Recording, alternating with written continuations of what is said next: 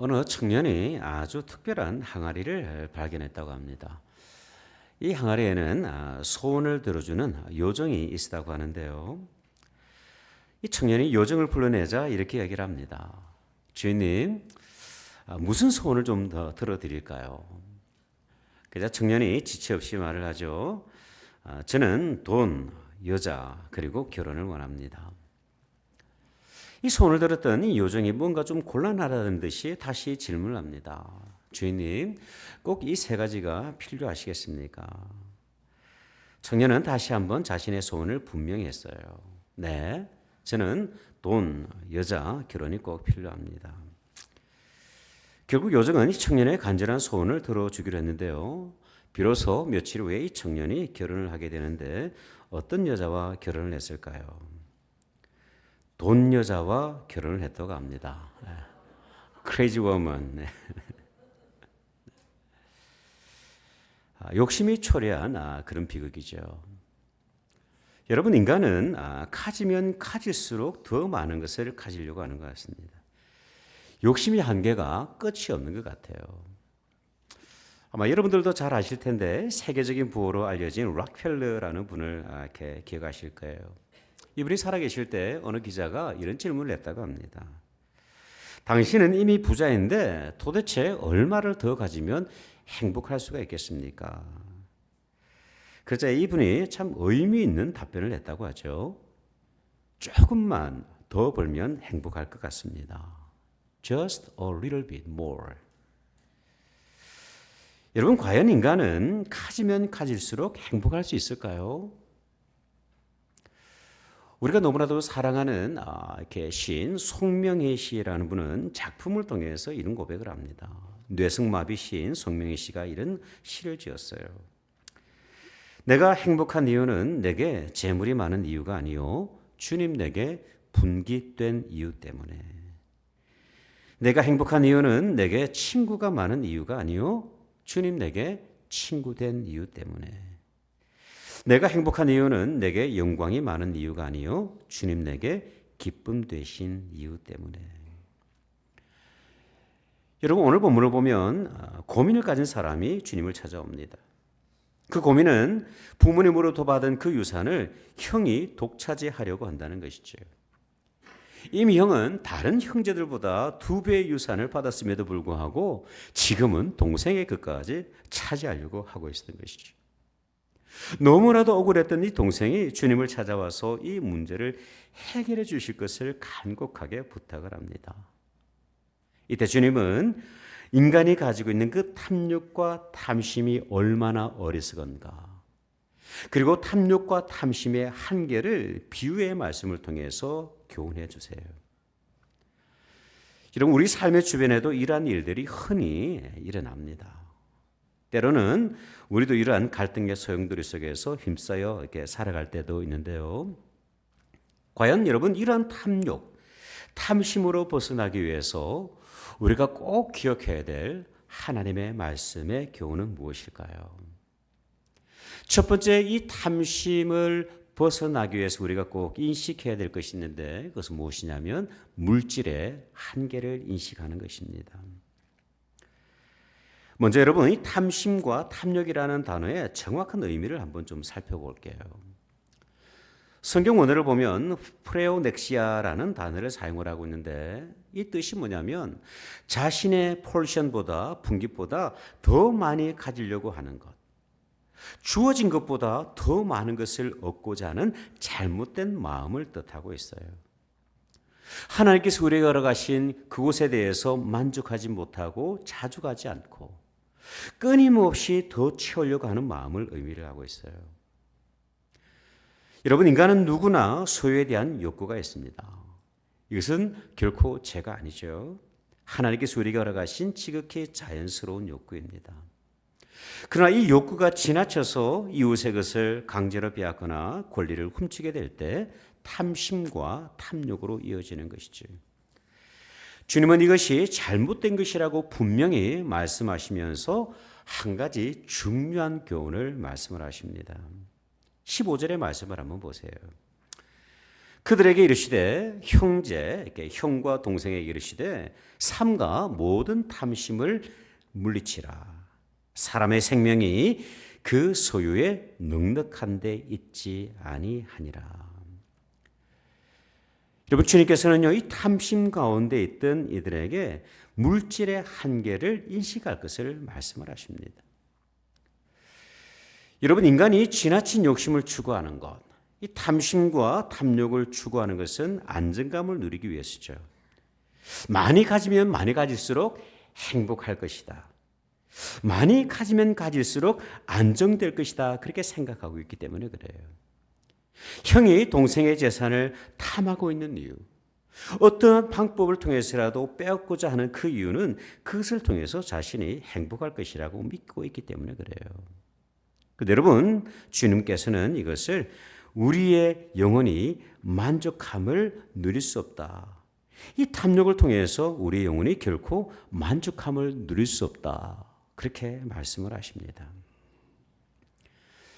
야고보서를 보면 그리스도인들이 이 물질에 대해서 어떠한 태도를 취해야 될 것인가에 대해서 기록하는 내용이 있는데요. 야고보서 5장 1절에서 3절의 말씀을 한번 보십시오.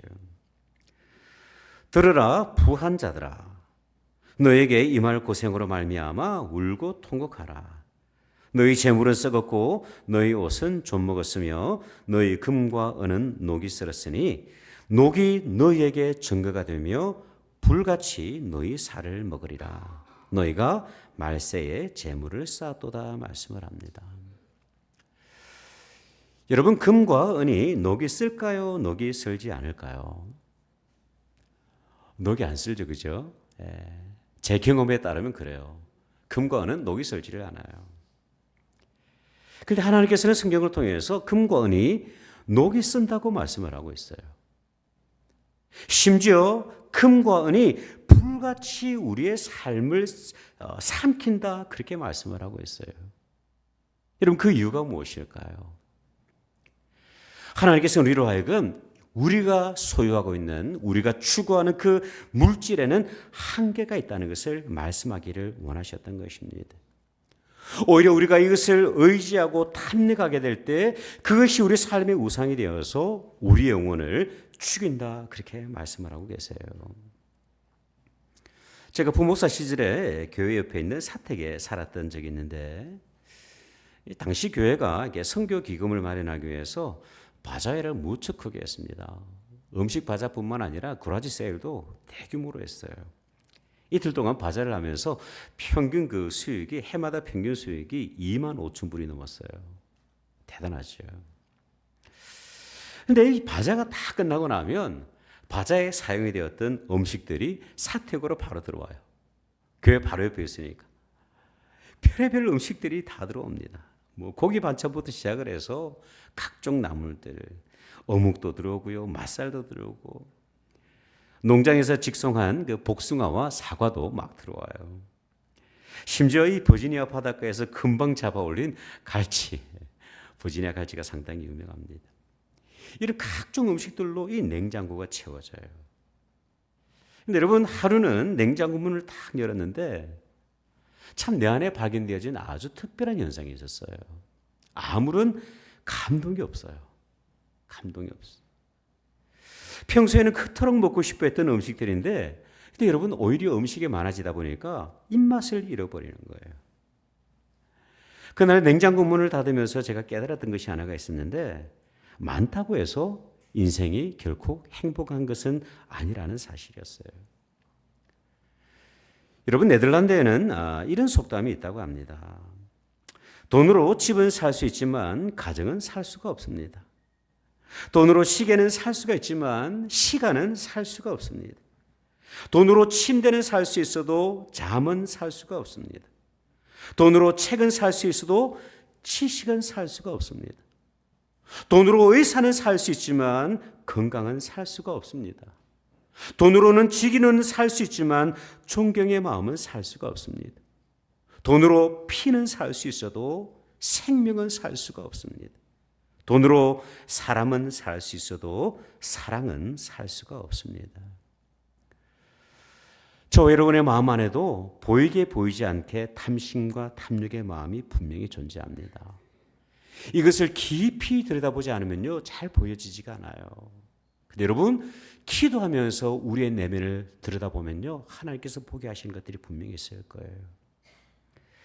탐심으로 가득한 인생들을 향하여서 주님께서 첫 번째 교훈하시는 그 교훈은 무엇이냐면, 우리가 추구하는 그 물질에는 반드시 한계가 있다는 사실이에요. 두 번째, 우리가 이 탐심에서 벗어나기 위해서는 또 다른 한 가지 사실을 인식을 해야 되는데, 그것은 뭐냐면 인생에 한계가 있다는 것입니다. 이런 물질의 한계에 대해서 말씀하신 예수님께서 이어지는 본문을 보면 비유를 통해서 또 다른 중요한 교훈 하나를 주십니다. 어느 마을에 부자가 있었어요. 이 부자가 한 해는 농사를 지었는데 농사가 너무 잘 된 거예요. 한마디로 대박 풍년이 된 거예요. 근데 문제가 좀 생겼습니다. 농사가 대풍년이 되긴 했는데 이 모든 곡식들을 저장할 장소가 부족한 거예요. 참으로 행복한 고민입니다. 그렇죠? 네. 결국 이 부자가 어떤 결론을 내렸냐면, 현재 있는 곡간은 헐어버리고 더 큰 곡간을 지어서 그곳에 곡식들을 저장하기로 합니다. 그러면 안전할 것이다.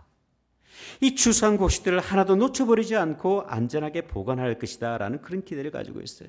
그리고 마음으로 스스로를 위로합니다. 이제는 일도 하지 않고 먹고 마시며 즐기면서 내 한평생 살 수 있겠구나.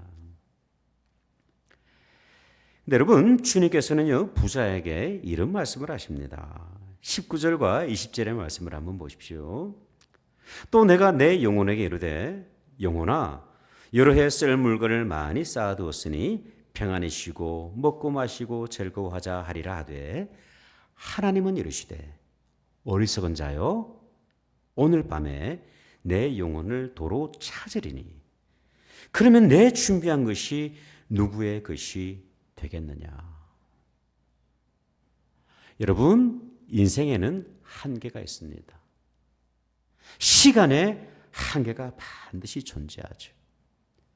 아무리 우리가 소출을 많이 이렇게 저장을 한다 할지라도 하나님께서 오늘 이 밤에, 지금 우리가 맞이하게 될 이 오늘 저녁에 하나님께서 우리 영혼을 취하신다고 한다면 그 모든 소출이 어떻게 될까요? 얼마 전에 그 탈북민 사역을 하시는 선교사님이 다녀가셨지 않습니까? 임철빈 선교사님께서 다녀가셨는데, 그 선교사님을 공항에서 만나서 이렇게 식사 장소를 가서 저녁 식사를 하게 됐어요. 근데 이런저런 교제를 하다가 식사가 나와서 이렇게 기도를 이렇게 부탁을 드렸는데, 선교사님께서 이런 기도를 하시더라고요. 제 마음 가운데 좀 충격이 되었어요. 하나님, 성경은 말씀하시기를 인생의 연수가 70이요 강건하면 80이라고 말씀하셨습니다. 요즘은 강건하면 90이라고들 말하고 있습니다. 주님, 이 90에서 현재 저의 나이를 빼고 보니 몇 년 남지 않았습니다. 남은 생애를 믿음으로 살다가 주님의 품으로 가고 싶습니다. 그렇게 기도를 하시더라고요. 여러분, 우리도 한번 계산해 보면 어떨까요? 이 계산은 꼭 필요합니다. 너무나도 절실해요. 여러분, 우리 인생의 유한함을 꼭 인식하시기를 바랍니다. 이 땅에 살면은 한계가 있어요. 이러한 의식들이 우리 가운데 깨어나게 될 때, 우리는요, 비로소 탐욕과 탐심에서 벗어나서 무엇을 바라볼 수가 있을까요? 하나님의 나라를 바라볼 수가 있는 것입니다. 사도 바울이 그토록 정말 갈구했던 주님께서 장차 우리에게 허락하실 영광의 면류관, 의의 면류관이 비로소 우리의 눈 가운데 보이기 시작을 하는 거예요.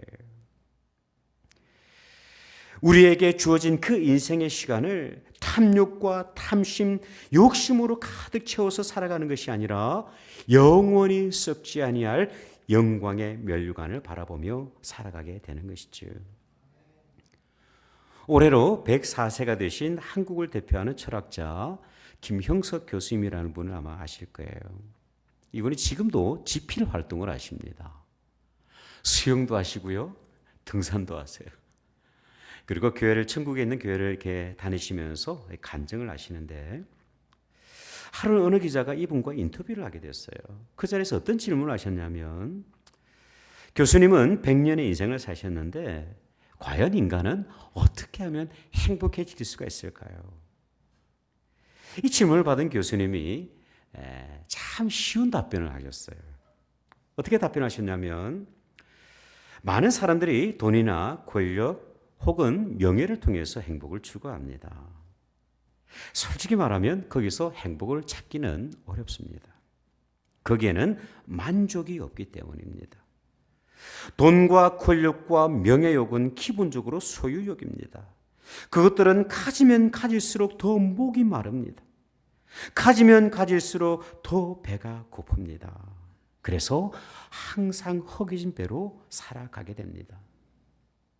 행복하려면 꼭 필요한 것이 하나 있는데, 그것은 바로 하나님 안에서 만족하는 것입니다.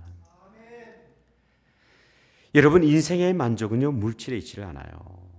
우리 모두가 잘 알고 있듯이 인생의 참된 만족과 하나님의 자녀로서의 그 기쁨은요, 오직 하나님의 은혜와 사랑 안에서 경험되어지는 것입니다. 그래서 사도 바울은요, 항상 그의 서신을 시작하면서 빠뜨리지 않는 중요한 한 가지 문장이 있어요. 하나님 우리 아버지와 주 예수 그리스도로부터 은혜와 평강이 있기를 원하노라. 여러분, 우리 저마다에게는 창고가 있어요. 이 창고에 우리 스스로 저장하는 여러 가지들이 있어요. 은행 어카운트에 들어있는 것들이 좀 있어요. 현금도 좀 있고요, 좀 펀드도 있고, 연금도 있고, 적금도 있고, 좀 있으신 분들은 동산도 있고 부동산도 있어요. 그래서 어떤 분들은 그렇게 생각하실 수도 있어요. 내 인생 이제 평안하겠지, 이제 즐기고 살아야지. 여러분, 인생에는 한계가 있습니다. 하나님께서 우리의 생명을 취하시는 그 날에는 우리가 그토록 탐욕으로 쌓아두었던 그 모든 것들은 휴지 조각에 불과하다는 사실이에요. 마지막으로 우리가 이 탐욕에서, 탐심에서 벗어나기 위해서는 한 가지 확신해야 될 것이 있는데, 그것은 뭐냐면 하나님의 돌보심을 확신하는 것입니다.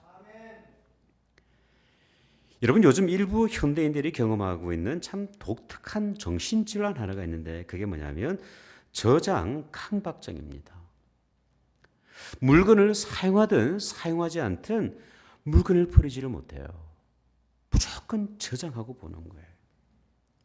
정상이 심하신 분들은 어떻게 하냐면 집안 전체가 쓰레기로 가득합니다. 밟을 공간이 없어요. 왜 그러냐면 불안하기 때문에 버리지를 못하는 거예요. 버리지를 못해. 채우지 않으면, 차 있지가 않으면 불안하고 두려운 거예요. 그래서 쓰지도 않을 것들을 끊임없이 갖다가 채우는 거예요. 여러분, 탐욕의 뿌리도 비슷합니다. 더 가지지 않으면 왠지 불안해요. 뭔가가 떨어지기 시작하면 초조해지는 거예요. 만족감이 없어요. 그래서 어떤 악한 인생들은 이웃에게 피해를 주면서 그렇게조차도 자신의 것을 막 채우려고 하는 것이죠. 여러분, 이런 인생들에게 주님께서는요, 아주 귀한 말씀을 하십니다. 우리가 함께 읽지는 않았지만 오늘 본문 이 부자의 비유에 이어서 주님께서 하시는 말씀이 있는데 27절부터 31절의 말씀이에요. 제가 읽어드리겠습니다. 백합화를 생각하여 보라. 실도 만들지 않고 짜지도 아니하느니라. 그러나 내가 너에게 말하노니 솔로몬의 모든 영광으로도 입은 것이 이 꽃 하나만큼 훌륭하지 못하였느니라. 오늘 있다가 내일 아궁이에 던져지는 들불도 하나님이 이렇게 입히시거든. 하물며 너희일까 보냐. 믿음이 작은 자들아, 너희는 무엇을 먹을까 무엇을 마실까 하여 구하지 말며 근심하지도 말라. 이 모든 것은 세상 백성들이 구하는 것이라. 너희 아버지께서는 이런 것이 너희에게 있어야 할 것을 아시느니라. 다만 너희는 그의 나라를 구하라. 그리하면 이런 것들을 너희에게 더하시리라. 여러분, 주님께서 이 비유를 통해서, 이 말씀을 통해서 우리에게 하고자 하시는 말씀이 있죠. 하나님의 돌보심을 확신하며 살아라는 거예요. 탐욕이라는 그런 죄악을 통해서 자신의 그 공허함을 채우는 것이 아니라, 때로는 부족하고 이렇게 적다고 느껴지는 그런 상황 속에서도 하나님의 완전하신 돌보심, 자녀를 돌보시는 그 하나님의 돌보심을 확신하면서 그 길을 걸어가라 말씀을 하고 있는 것이죠. 여러분, 탐욕을 벗어나기 위해서 우리가 본질적으로 꼭 기억해야 될 것이 하나가 있어요. 주님의 돌보심을 확신하는 것입니다. 상처를 입은 치유자라는 책으로 유명하신 헨리 나우엔이라는 분이 계시는데, 이분이 참 책을 쓰면서 아주 특별한 에피소드를 소개를 합니다. 어느 정신과 의사에게 중년의 분이 찾아왔어요. 근데 이분이 병원에 딱 들어오자마자 발작을 하면서 물건을 막 부수뜨리고 혈기를 막 부리기 시작을 해요. 간호사들이 간신히 진정을 시킨 후에 이 의사가 진료를 시작을 하는데, 진료를 시작을 하다 보니까 이 환자가 오른손 주먹을 꽉 쥐고 있는 것을 보게 됩니다. 이 의사 선생님이 이 손 안에 있는 이렇게 손가락을 하나씩 막 펴기 시작을 하는데요. 근데 펼 수가 없는 거예요. 너무 힘이 세. 이 중년의 여자분이. 네.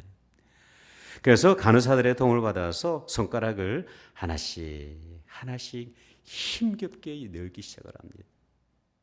그리고 이 마지막 새끼손가락을 열었을 때 땅에 떨어지는 하나가 있었어요. 땡그랑 하면서 떨어진 것이 있었는데, 그것은 뭐냐면 포렇게 녹이 쓴 1센트짜리 동전이었다고 합니다. 이 여인은요, 동전을 놓치는 순간 자기 존재가 사라질 수 있다고 하는 존재적인 불안감, 이 존재적인 공허함을 가지고 있었던 것이죠.